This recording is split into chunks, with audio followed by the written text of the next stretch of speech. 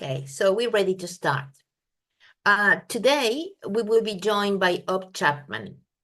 Ob is a career banker with over 42 years of experience who retired in 2003 from Westpac Banking Corporation, where he managed key functions such as group fraud control and compliance with AML/CTF legislation. Since retiring, he has become a specialist consultant in financial crime prevention, working internationally for organizations including the United Nations and the Asian Development Bank. Ob is a founding member of the ACAMS Australasian chapter. He is CAMS Audit Certified and has awarded the ACAMS AML Professional of the Year in 2009. Ob today we'll talk about diagnostic and risk mapping. This session builds upon session 1 by helping financial institutions identify their exposure to modern slavery risks through the products and services provided to various customer types. The 60-minute session will feature a 40-minute recorded presentation and a 10-minute question and answer segment. We will record the presentation, but stop the recording during the question and answer section for open conversation and for you to freely ask any questions. During the presentation, only the presenter will be visible and all attendees will be muted. And now, without further ado, please let's say hello to Ob. Well, thank you very much, Elena, and welcome everyone to, as Elena said, the second of this series of webinars, which are going to culminate, as you know, by reading the handbook, that we are in fact going to run a half-day workshop here in Sydney in February. We're working through the technicalities of that so that we can hopefully make it a hybrid that a lot of people will be able to join even if they can't be at the venue in Sydney, and more details on that will come later. So without any further ado, I'm now going to attempt to share my screen.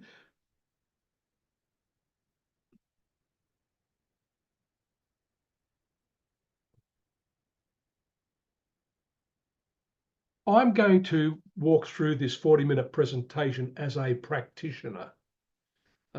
Someone who's been around a long time, as you heard by the bio, and I want to give you some war stories, some observations that I have made during my time. First of all, managing this in Westpac Banking Corporation, and then more recently, well, when I say more recently, for 20 years, as a consultant and as an auditor. Now, as Elena read, we are in fact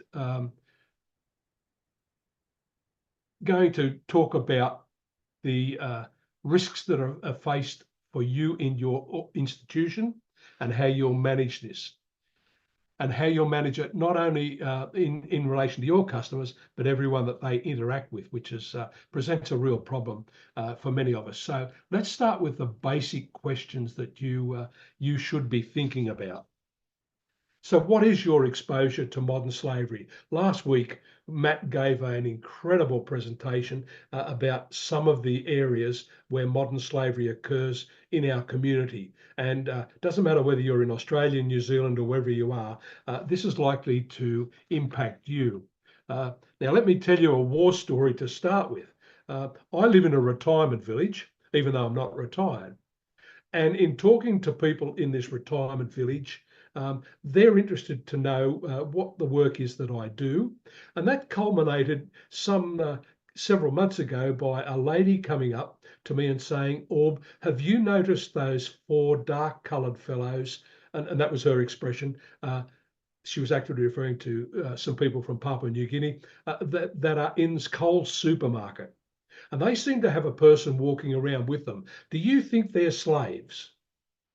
Now, that sort of took me back, but I think it highlighted the fact that slavery occurs, as Matt pointed out last week, in a variety of ways right through our right through our community. And he gave that great example of transactions being processed at 2 a.m. in the morning, when in fact the business shouldn't have been open at that point in time. And these are the sorts of things that we'll explore today.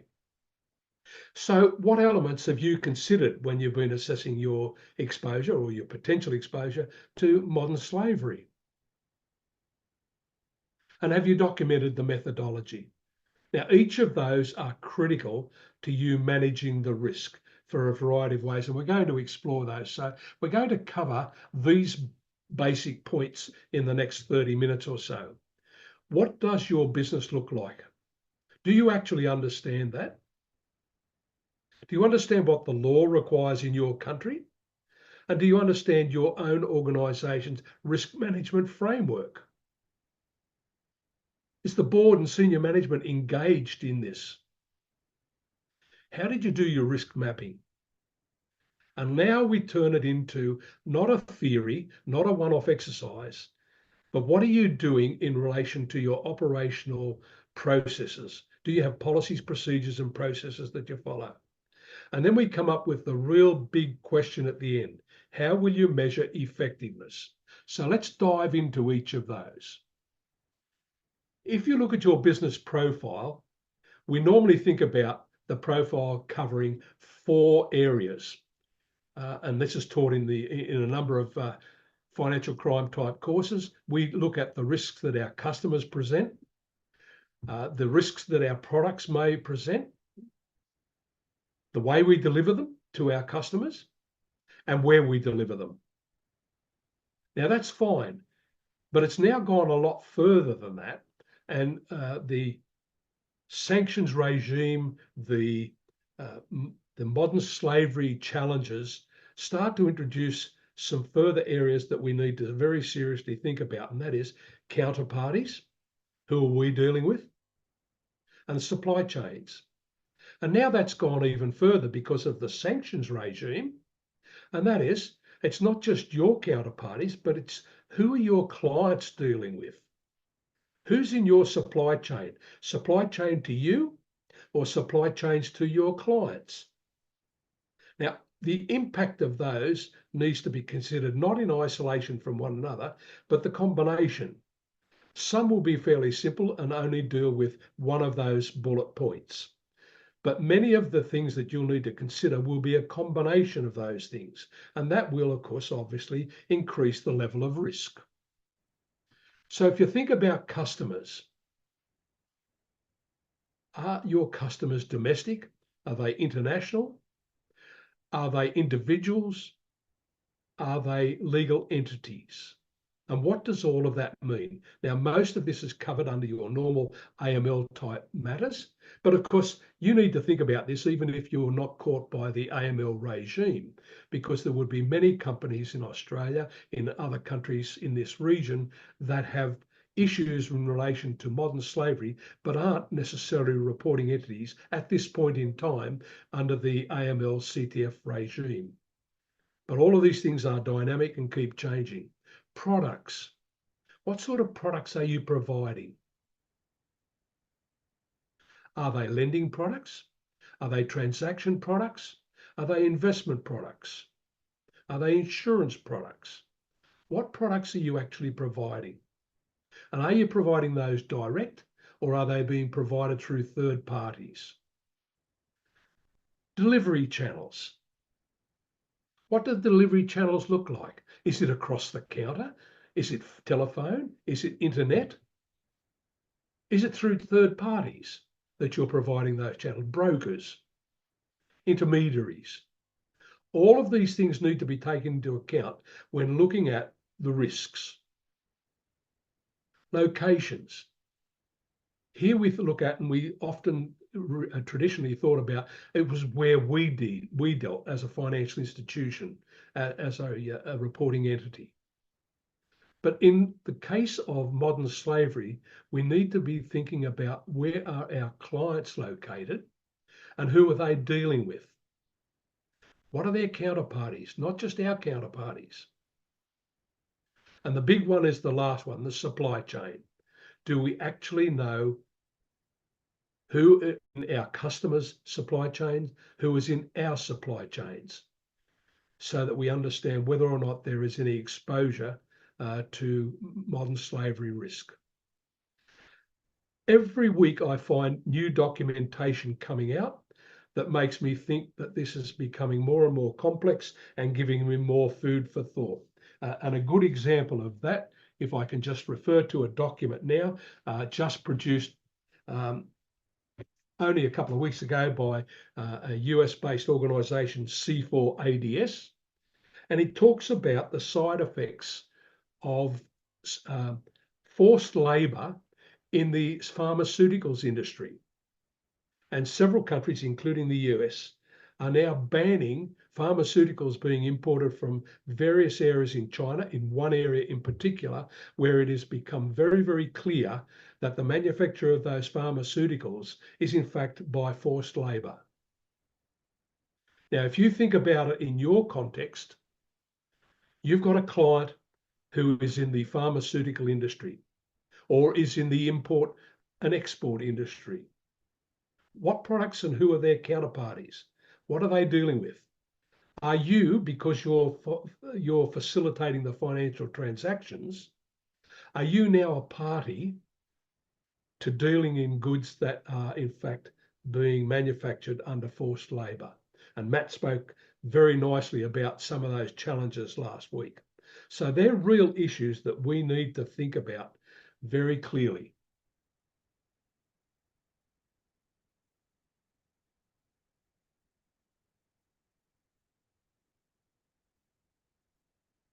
Let's now take a different angle on this and talk about the legislation and supporting regulations.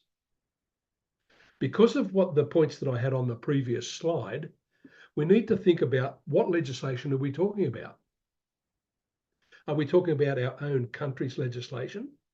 If we're an institution or an organisation that deals in multiple countries, then we need to understand what the legislation says in those particular countries. Are there supporting regulations? And in this particular case, if we were to revert to Australia, we would be talking at this point in time very clearly about the current legislation, which is the Modern Slavery Act. But we're talking about slavery legislation, anti-slavery legislation in a number of countries, and they're not all equivalent.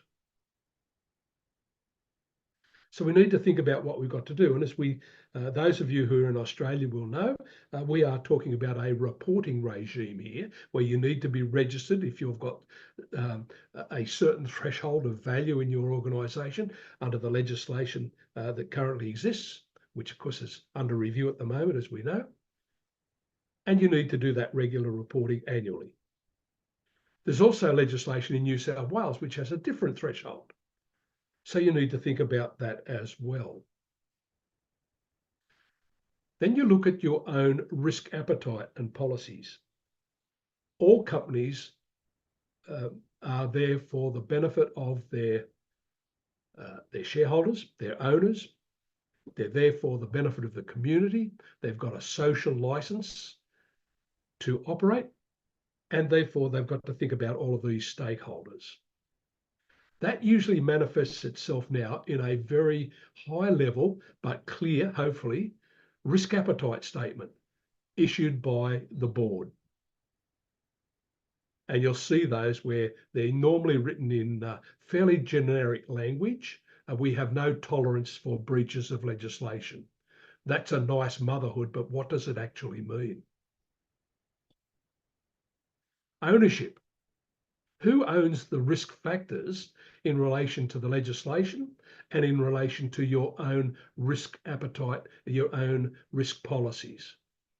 There's a legal risk. You may run foul of the law and therefore be subject to enforcement action or penalty. There's the operational risk. How are we actually translating that? And we're going to deal with this in some detail in some following slides. How do we make this actually work? Concentration risk. What does that mean?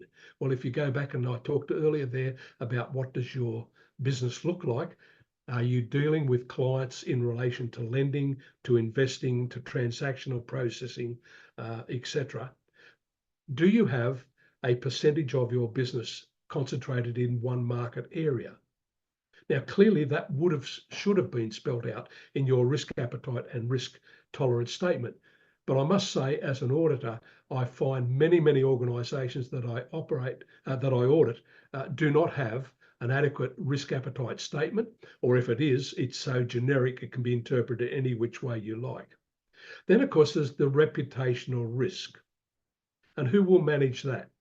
Now, depending on the structure of your organisation, those 4 sub-bullet points may be owned, if we could use that terminology, by different areas, even multiple areas.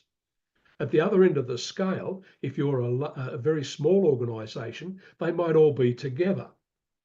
And if you think about the range of businesses that are caught under financial crime legislation, then you'll see that it goes from someone like, let's say, the Commonwealth Bank or HSBC, multi-jurisdictional, multi-business lines, conglomerates, right down to a local mum and dad remitter, and now broadening out into virtual asset service providers and leasing companies and all sorts of different entities that have either a very narrow range of products and services, maybe even a narrow range of customers that they deal with.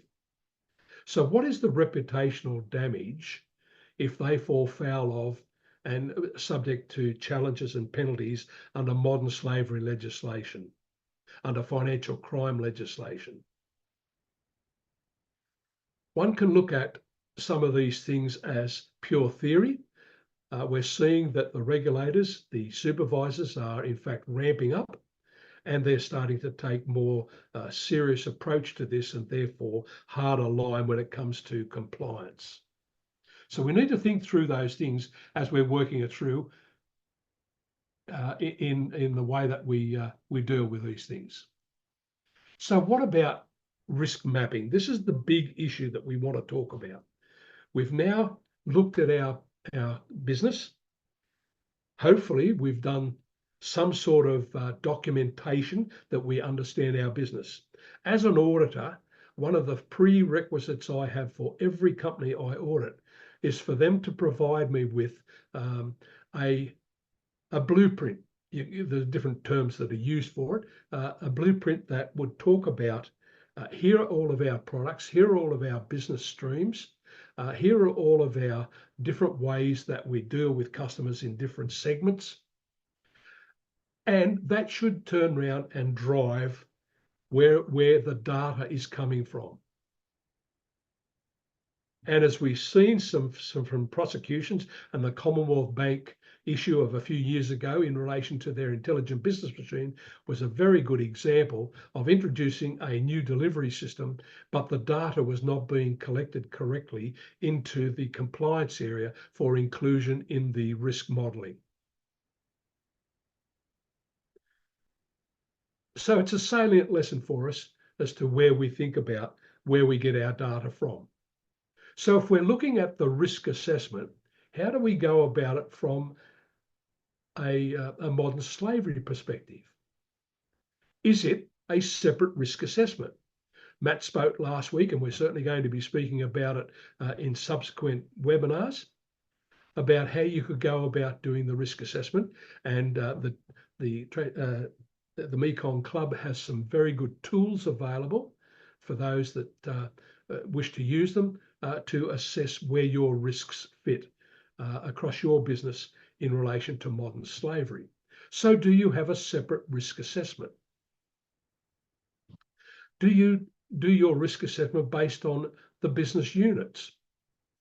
Again, we're talking across a spectrum of clients here, businesses here, from single product type services through to the large institutions that have multiple business units, institutional banking, corporate banking, retail banking, business banking, wealth management, etc. Do you have a separate risk assessment for each of those? Do you have an enterprise-wide risk assessment where you bring all of this together to understand the overall risk that you face in relation to your business activities when it comes to financial crime generally, and as an element of that, where you sit with your exposure to the risks associated with modern slavery. Now, that all looks great, just as it's listed there, but it's far more complex from that in an operational sense. If you look at the enterprise-wide risk assessment, because that is rolled up into the enterprise-wide, are the business risks in certain business streams or certain products, are they being diluted because they're only a percentage of the overall risk assessment rating? A client that deals with you in multiple areas may present a different risk in, let's say, retail banking than it does in, say, institutional banking or in corporate banking or in wealth management. And so you could have different areas where there are different risk assessments for the same customer based on the products and services that are being delivered. So again, that's something that we need to think about, and we're going to explore this just a little bit further. Having looked at that and looked at your risk assessment, what is the technology that you're using? What is it, the model that you used? Do you have a methodology for coming up with the risks? Do you have a tool that you use? Did you develop that in-house, or is it a vendor solution? And again, we'll talk about these things in subsequent webinars as to the pros and cons of each of those. I have seen some vendor tools that are absolutely excellent. And I'm, as an independent consultant, I'm certainly not going to be promoting or bagging any of them. But some clients purchase a vendor solution and expect that it's the silver bullet.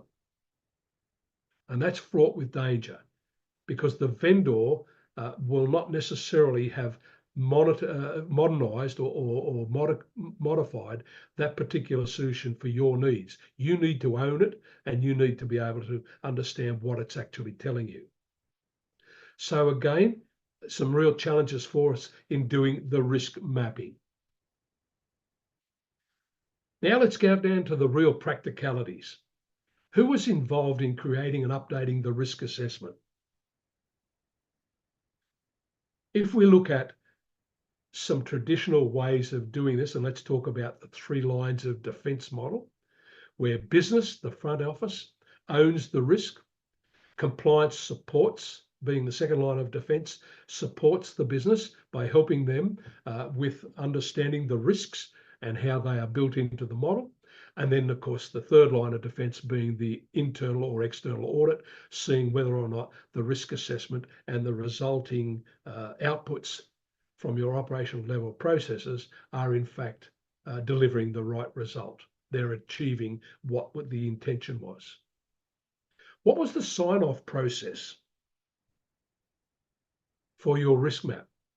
Was it the compliance area that developed because business don't understand where modern slavery fits in? Who signed it off? Where was the engagement? Was management, senior management involved? Who's responsible for maintaining the risk assessment? Unfortunately, I see a number of my smaller organisation audit clients that do the risk assessment and put it aside and say, well, that's done, we get on with business. And we all know that business is dynamic, both from the external environment, being customers and so forth, and our own internal products and services. And so we need to always be looking at the relevance, the currency of the risk assessment. Now, what is interesting in all of this is that the Modern Slavery Act, as it currently stands, doesn't address these things as such. It's a reporting regime, but it requires you to define the effectiveness. And we'll come to that at the end of this presentation as to what are you going to do to prove that you're effective.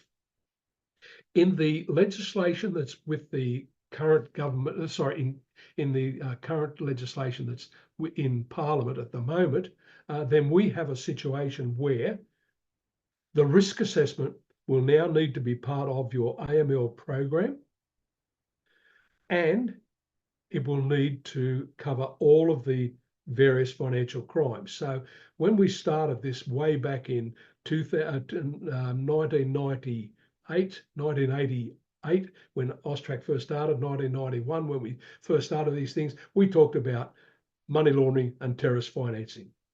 And as it's grown, it's brought in proliferation of financing. We're now embracing all of the other types of financial crimes. And so all of these things come in. What are you doing about your fraud risk? What are you doing about your bribery and corruption risk? What are you doing about your modern slavery risk? Just to name 3, and there are many more. And so all of these factors need to be built in to your risk assessment. And therefore, who's going to be signing it off? You may have different owners, different business streams that actually own the different products or the different customer types. Are they all involved in the sign-off process? And who will be responsible for maintaining it? These things need to be documented. They need to be set out very clearly. Many of you on this call, this will be fairly motherhood too, because you've already got a risk program. Many of you may not have a risk program, a risk model that covers all of the things we've just talked about. So we've now got this running. Let's talk very seriously now about where this all fits in. And this is where the rubber hits the road, to say the least. You have a number of issues here. I've just got a message there that I didn't pick up. I do apologize. I should have put this in slide mode. That's my fault. I do apologize. So Nolan, if you can just guide me, please. Hi, from the top left, from current slide, so the second button. Thank you. I do apologize for that. I wasn't watching the chat box.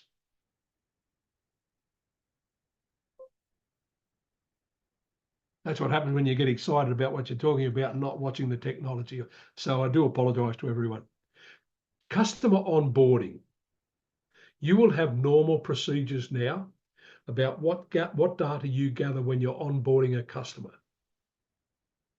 If we're looking at modern slavery, just as we do when we're looking at sanctions risk, it's not just what do we know about our customer. We need to know more about who our customer is dealing with.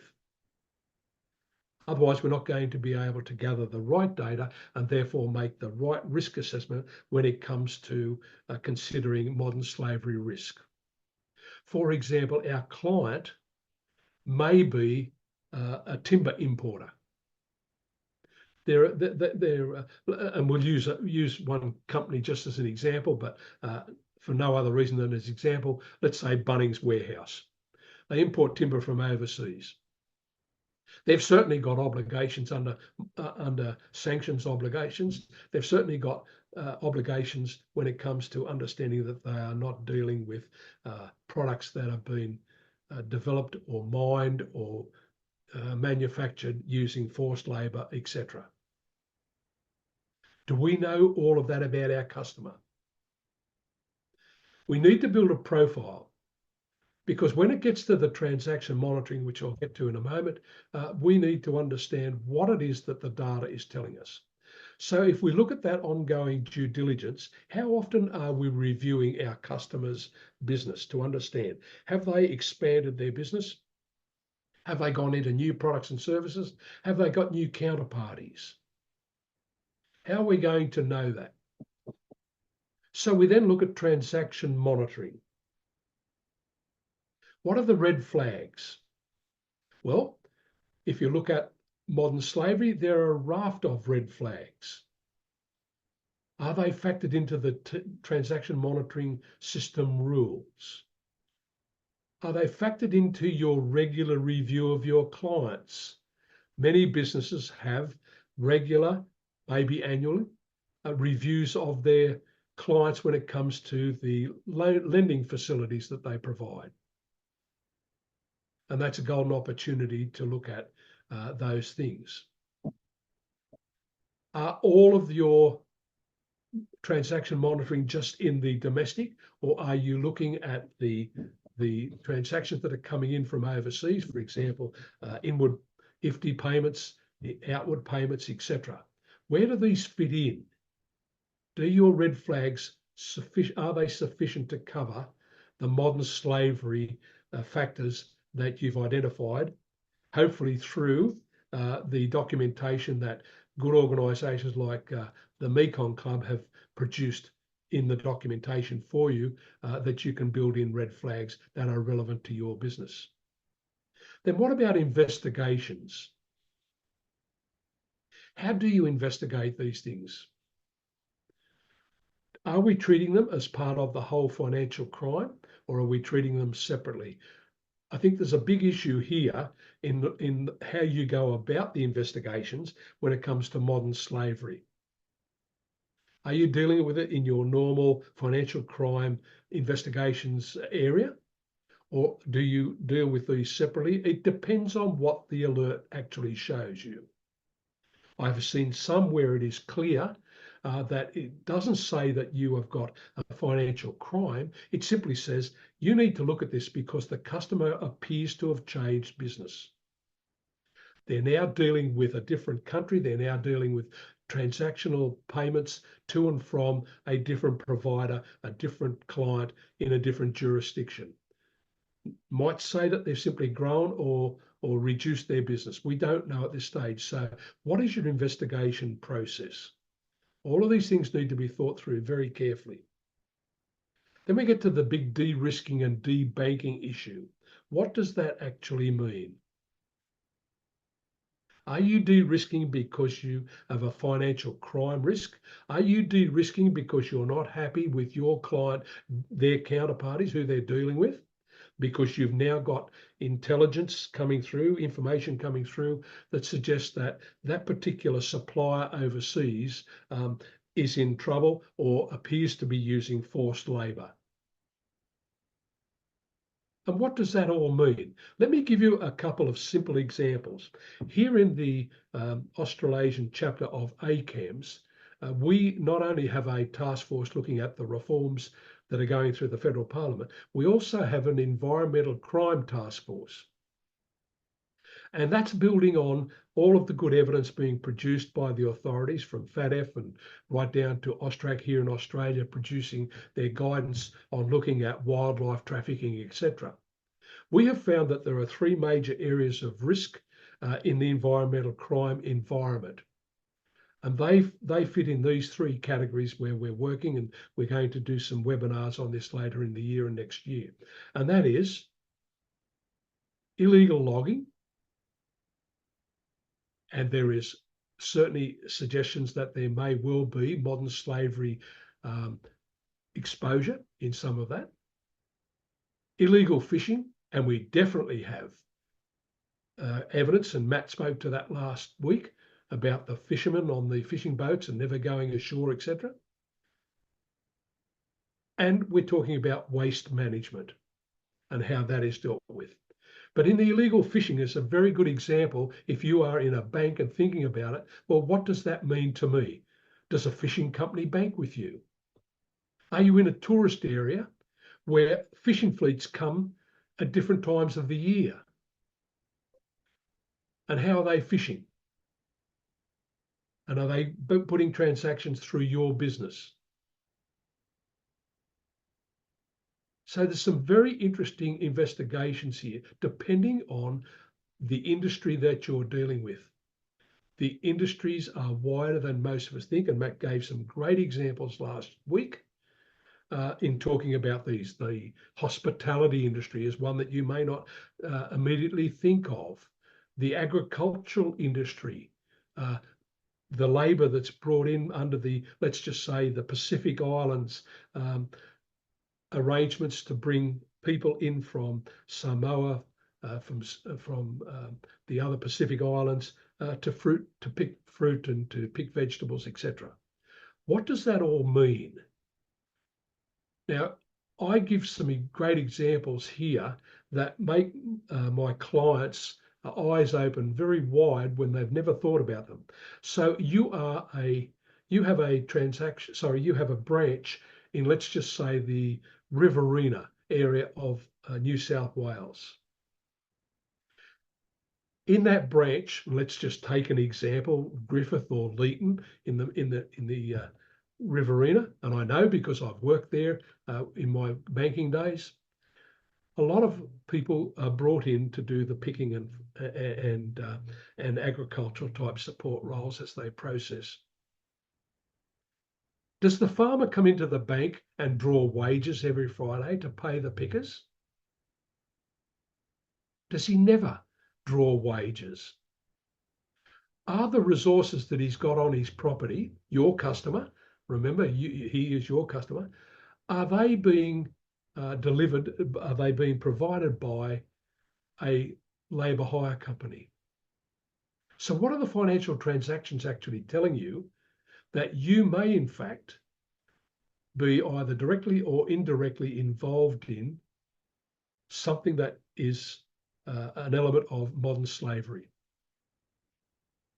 I think there's some very, very good examples of this where the transactions look all right, but in fact may well relate to an element of modern slavery being involved. And so if we're looking at that and we're talking about de-risking, what do we do? Do we simply say we're not comfortable, so we're de-risking you? Or does that lead to reporting? Where are we going with this? Is it internal reporting? Is it external reporting? For example, what are we saying about the modern slavery report to DFAT? And if you look at that, what is required in that annual report, there are elements that you have to prove what it is that you've actually got in place in relation to policies and procedures, in relation to governance and so forth, that would ensure that you do have these things covered. What are you doing about reporting suspicious matters to AUSTRAC? Because this is in fact all now falling under this same umbrella. If I look at the first sub-bullet point, this is one that frightens me when I use that word just for effect.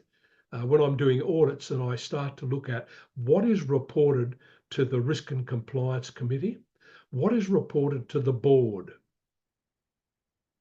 And you at the compliance space have done all of this work, good work on modern slavery. You've identified the risks, and these things are reported up. And then when I see the board paper and it says the risk and compliance report was tabled, noted, and that's all that's in the minutes. That gives me no comfort as an auditor that the board or the Risk and Compliance Committee actually understand what is going on. Noted doesn't tell me that they've actually got any ownership, any governance, any buy-in to managing these risks.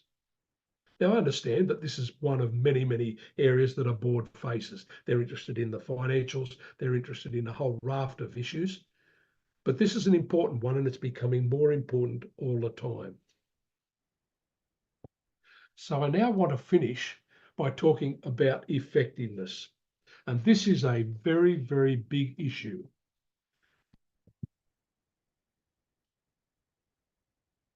In the version of the Financial Action Task Force Mutual Evaluation Methodology document, which was published, updated and published in April of this year, they have added a lot more content into their methodology in relation to effectiveness.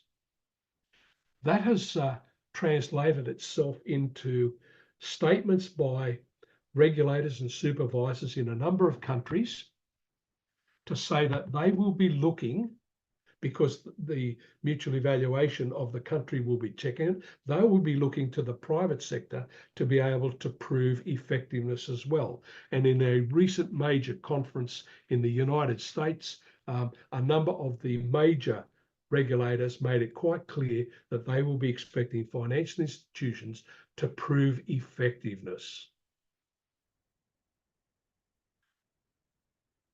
ACAM's just produced a paper very recently called Incentivizing Effectiveness. And that paper draws out the distinction between what is efficiency and effectiveness. You can be very efficient and reduce the cost of doing certain transactions, certain processes of monitoring, but doesn't mean that they're effective. And so I commend to you the chapter within the new Financial Action Task Force methodology document called Effectiveness. It will set out some very, very clear guidance that you can, because this is written about what countries should do, you can interpret that into what you should be doing. And there is a very, very detailed section in that document called the Effectiveness Assessment, and there are 11 immediate outcomes. Those, I think some of those are very, very key for you being able to turn them into some effectiveness measures within your own organisation. And when we think about where things are going in relation to the overall framework, I think that your board, your senior management will be looking for you as the practitioners to prove that the processes, the controls, the processes that you have in place are in fact delivering the right outcome. They're not just processes for the sake of having a process. If you look at that Financial Action Task Force document, and then you say, well, what am I going to be able to document? What am I going to measure that will in fact prove that we are being effective? And I've listed a number of issues there: governance, timely change, issues identified and how you manage them. What are the outputs from the system? Regular reviews of SULLI chains. That should have said supply chain. I apologise for the typo. And the risk awareness training. Now, all is not lost. Many of the organisations already have produced very, very good modern slavery statements. And I commend those to you, not only as guidance, but to look at what they've put in as to how they are deeming that they will measure effectiveness. And if I turn to my previous employer's document, which is the Westpac Banking Corporation, it's a 45-page document on their modern slavery statement. And it defines very, very clearly at the end in Appendix 2, the techniques that they will use, the areas that they will measure to prove that they are being effective. Now, the truth of it will come out as audits are performed, as issues are identified. But it's a great methodology, and I think that the DFAT is to be commended for the way that they've required the statements to have this this sort of analysis provided. However, many of you on this call will not necessarily be in the group at the moment that are required to make a modern slavery statement. And I think that we need to look at these documents, irrespective of how big or how small we are as an organisation, to get that guidance on what we should be putting into our methodology as to how we go about rating modern slavery risk, how we factor it into the larger risk model of all of the financial crime, how we translate that into operationally effective policies, procedures, and processes, and how we then have measures that can come out of that. I see people that do their measures and they say, we look at the transaction monitoring and we clear all transaction alerts within the 24 hours. That to me is an input, it's not an output. The output is, what did we actually find? Are the rules actually delivering you alerts that lead to investigations, that lead to proof that you are controlling the risks or you are not controlling the risks? So that's a quick walkthrough. This is something that we could have spent quite a few hours on. And I'd now like to hand back to Elena, and we'll